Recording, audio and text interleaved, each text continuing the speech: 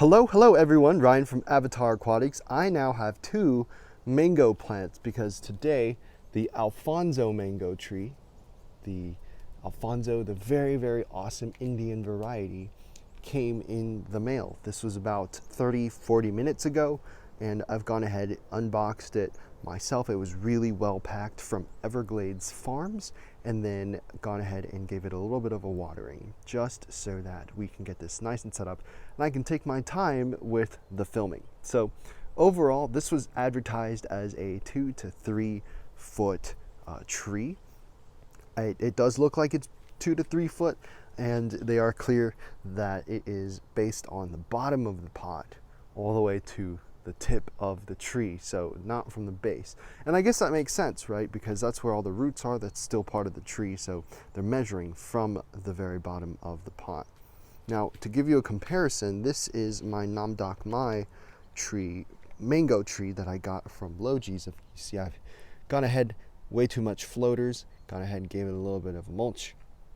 Now, this Namdok Mai mango tree, it came in just a little bit taller too, about 8 inches or so taller than what I have it now. I went ahead and gave it a little bit of a cut here just to let this branch out, which I'm not going to do currently with the Alphonso mango tree. I want to see what happens when you don't do that and just let it grow a little bit before you actually start cutting it.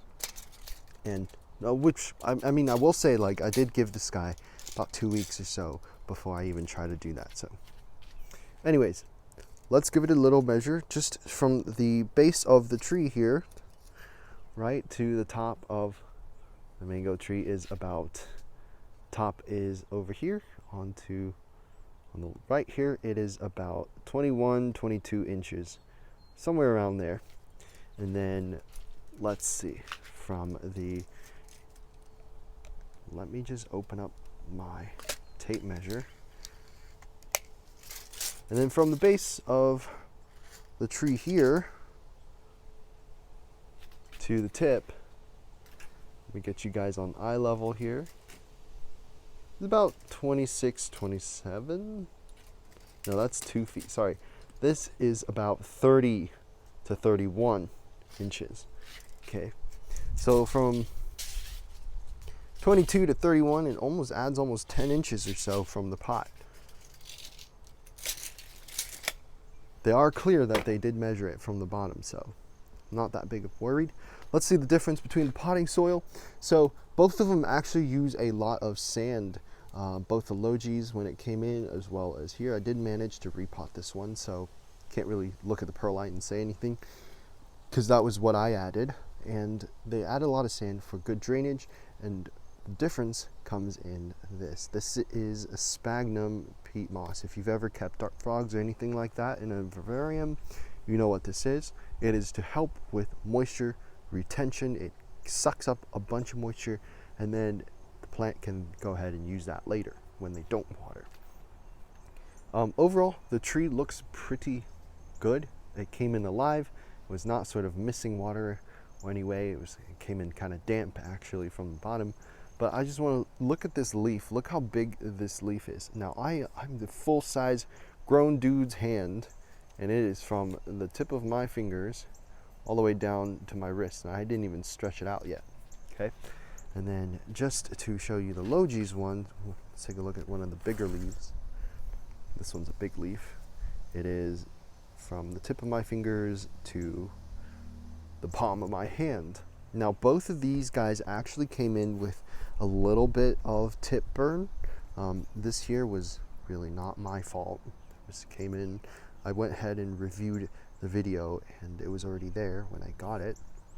Same with this guy here, and then this guy on the Alphonso mango tree. So what I'm worried about is this part. If this part starts to wither too at the tip, on the top here, on these topmost leaves, then that's something that I did. But for now, all this stuff on the bottom here, like withering out the tip on the bottom leaves here, that's not my fault.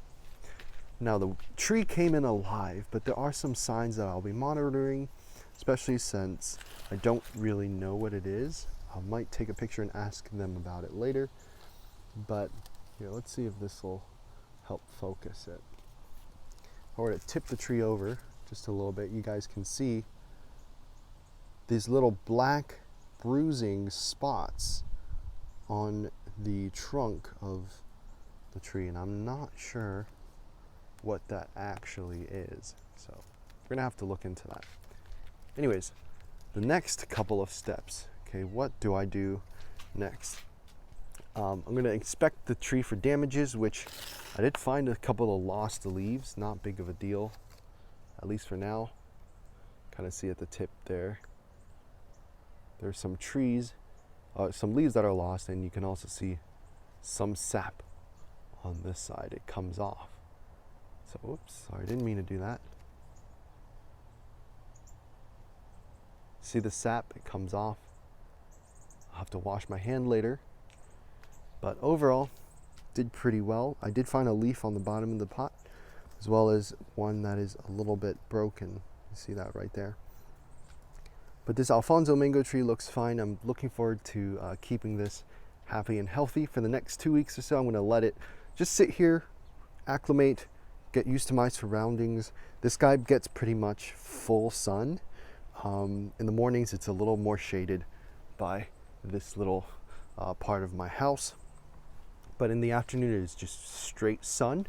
I'm hoping that this apple tree here will try and block out some of those rays for him. But since this is a pretty tall tree, it probably won't work that well. And then my my watermelon trees are getting a little bit crowded over here. But I went ahead and saved the biggest ones over there, which I should probably show you. Look, and this is my Thai basil. Look how big these Thai basils are. I could make food today. And then I got a big ass watermelon over here. Some big ass watermelons. Let's go. Here's another big Thai basil. These are great because you can actually clip this and put it in water. So if you've got like a hang on back filter at the back, if you're still part of my fish keeping group, you've got a hang on back or any sort of water, you can actually save it and it'll root, and you'll get to plant that into the ground next season, because basil won't make the winters here, especially since it freezes over. So anyways, that's all for today. I'm not doing anything other than watering and keeping an eye on any sort of different things like pests and other sort of issues with this for the next 2 weeks. I'm just gonna let it chill here and not do anything.